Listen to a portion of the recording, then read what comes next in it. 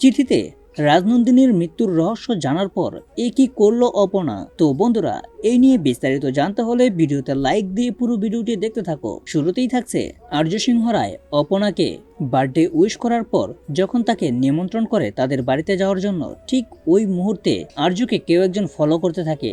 আর্য চলে যাওয়ার পরই অপনা দেখতে পায় সেই গাড়িটা। বলতে থাকে, কার গাড়ি, কে ফলো করছে আমাদের উপর কেউ একজন নজর রাখছে।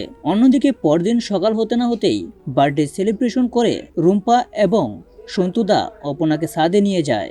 আর ছাদে যাওয়ার পর অপনা বলতে থাকে, আমি একটা মুখ সবসময় দেখতে পাই। এবার তো তারা সুন্দরী মা আমাকে জল আয়নায় আবারও ওই মুখটাকেই দেখালেন। আবার তারা সুন্দরী মা এটাও বলেছেন ওই মুখটাই নাকি আমার ভবিষ্যৎ পরিচালনা করবে, সেই আমার ভবিষ্যৎ নির্ধারণ করে দেবে। তখন রুম্পা এবং সন্তুর মনে বিষয়টা জানার কৌতূহল জাগে। সাথে সাথেই রুম্পা এবং সন্তু বলতে থাকে, অপনা তুই একটা কাজ কর, তুই একটা সাদা কাগজের মধ্যে তুই যেই ছবিটা দেখতে পাস সেই ছবিটা এঁকে দেখা আমাদের। তখন অপনা পেন্সিল হাতে নিয়ে সাদা কাগজের মধ্যে ওই ছবিটা আঁকে।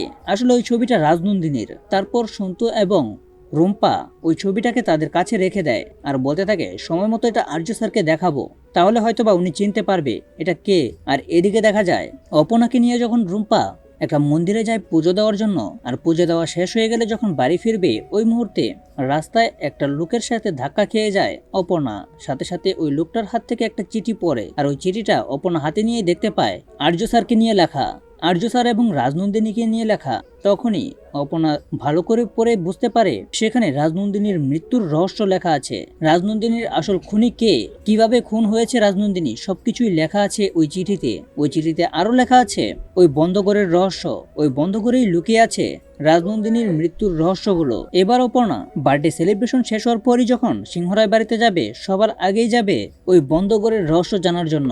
এবং রাজনন্দিনী হয়ে অপর্ণা তার সাথে ঘটে যাওয়া সমস্ত অন্যায়ের প্রতিশোধও নেবে। তো বন্ধুরা, এভাবেই যদি সবটা হয় তাহলে তোমাদের কার কার ভালো লাগবে তা এখনই কমেন্টে জানাও। আর এরকম নিত্য নতুন সিরিয়ালের আপডেট পেতে এখনই চ্যানেলটা সাবস্ক্রাইব করো।